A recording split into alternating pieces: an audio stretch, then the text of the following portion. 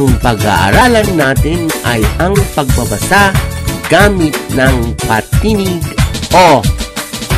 Balikan ng ating 5 patinig. A, E, I, O, U. A, E, I, O, U. Alam nyo ba, pag ang patinig ay pinagsama ang katinig, ay may mabubuong ibang tunog. Ang una nating pag-aaralan ay ang letter B. Ang tunog naman nito ay B. B. Kapag ang O ay pinagsama sa isang katinig, merong mabubuong ibang tunog. Bo. Bo. Pakiulit, mga bata.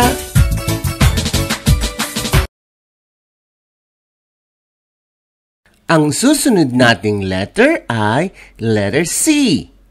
At ang tunog naman ay K o kaya S.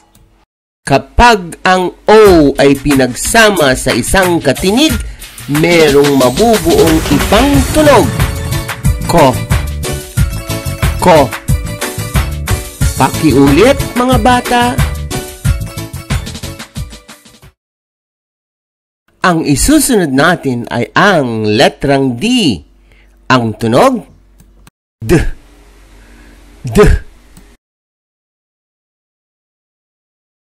Kapag ang O ay pinagsama sa isang katinig, merong mabubuong ibang tunog.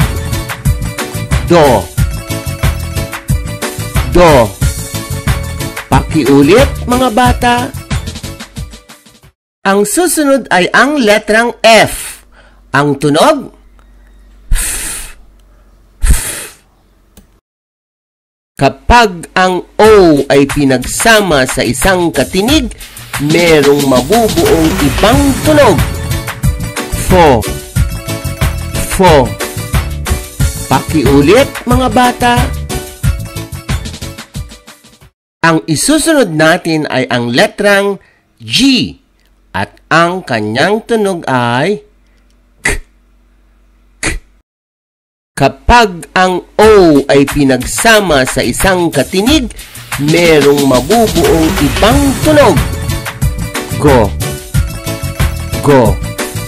Pakiulit, mga bata.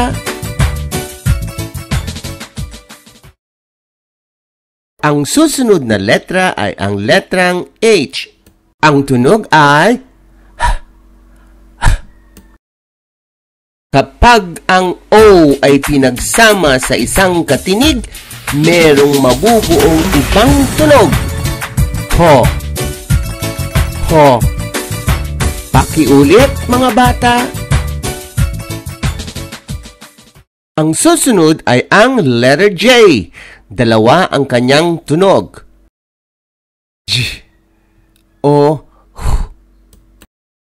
Kapag ang O ay pinagsama sa isang katinig, merong mabubuong ibang tunog.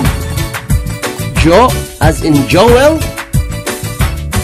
Ho as in Jose. Pakiulit, mga bata.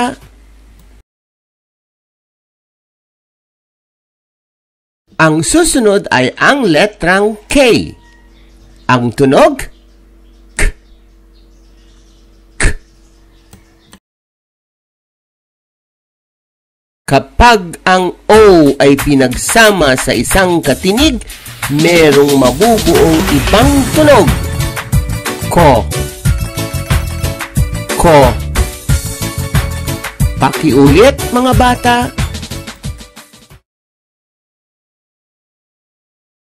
Ang susunod ay ang letter L. Ang tunog L. L. Kapag ang O ay pinagsama sa isang katinig, merong mabubuong ibang tunog. Lo. Lo.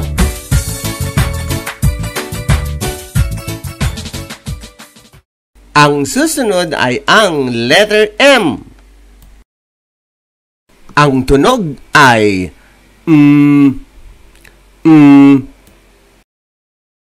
Kapag ang O ay pinagsama sa isang katinig, merong mabubuong ibang tunog. Mo. Mo.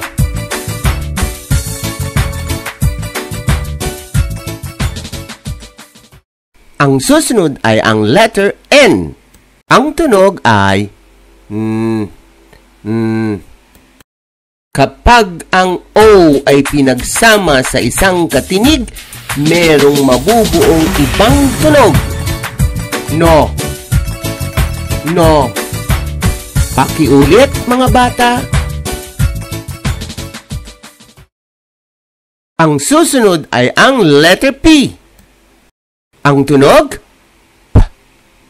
P. Kapag ang O ay pinagsama sa isang katinig, merong mabubuong ibang tunog. Po. Po. Pakiulit, mga bata. Ang susunod ay ang letter R. Ang tunog? R. R. Kapag ang O ay pinagsama sa isang katinig, merong mabubuong ibang tunog. Ro. Ro. Pakiulit, mga bata. Ang susunod ay ang letter S. Ang tunog, S. S.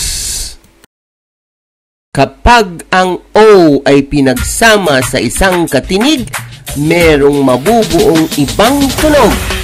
So. So. Pakiulit, mga bata. Susunod ay ang letter T. Ang tunog, T. T. Kapag ang O ay pinagsama sa isang katinig, merong mabubuong ibang tunog. To. To. Pakiulit, mga bata. Ang susunod ay ang letter V. Ang tunog, V. V. Kapag ang O ay pinagsama sa isang katinig, merong mabubuong ibang tunog. Vo. Vo. Pakiulit, mga bata. Susunod ay ang letter W. Ang tunog, kapag ang O ay pinagsama sa isang katinig, merong mabubuong ibang tunog. Wo. Wo. Pakiulit, mga bata. Ang susunod ay ang letter X. Tatlo ang pwedeng tunog nito. X, X, X. Ulitin ko. X, X, X. Kapag ang O ay pinagsama sa isang katinig, merong mabubuong ibang tunog. So. So. Pakiulit, mga bata. Ang susunod ay ang letter Y. At ang tunog ay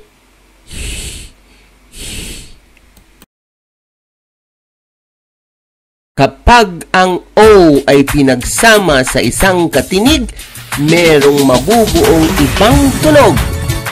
Yo. Yo. Pakiulit, mga bata. Ang susunod ay ang letter Z. Ang tunog, Z. Z. Kapag ang O ay pinagsama sa isang katinig, merong mabubuong ibang tunog. Zo. Zo. Pakiulit, mga bata.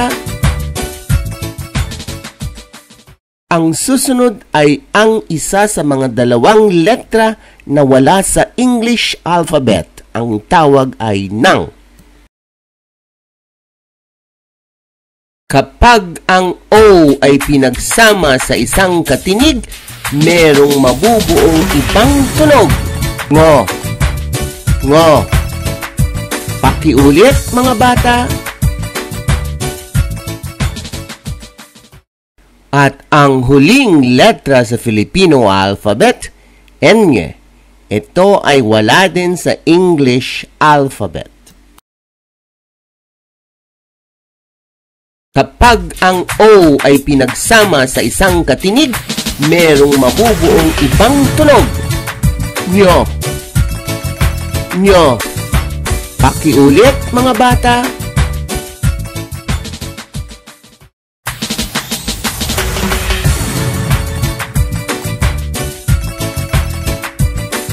This project is brought to you by I Volunteer for Filipino Children.